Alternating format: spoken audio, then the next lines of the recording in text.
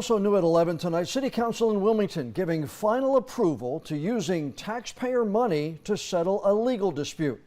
Council voting 6-1 tonight to approve taking $2.1 million from the general fund to pay businessman Peter Koch. Koch sued the city in 2021 for blocking access to one of his properties along South Front Street. City Council member Kevin Spears cast the only no vote in that 6-1 result. Along with paying Koch, the settlement allows the city to take over two of his properties along South Front Street.